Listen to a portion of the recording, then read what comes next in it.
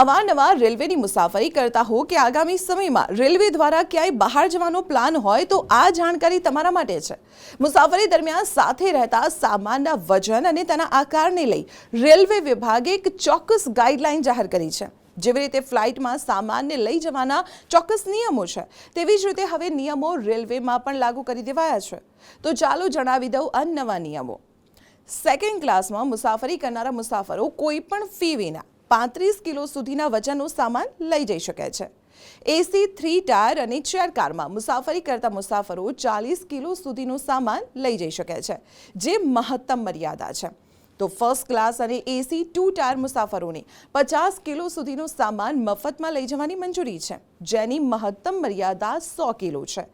First AC મુસાફરોને fee વગર 70 kilo સુધીનો સામાન લઈ જવાની છૂટ છે, જ્યારે ફી લઈને તેઓ 150 કિલો સુધીનો સામાન લઈ જઈ શકે છે। વધુમાં રેલવેએ માત્ર વજન જ નહીં પરંતુ સામાનના કદ અંગે પણ સ્પષ્ટ નિયમો સ્થાપિત કર્યા છે।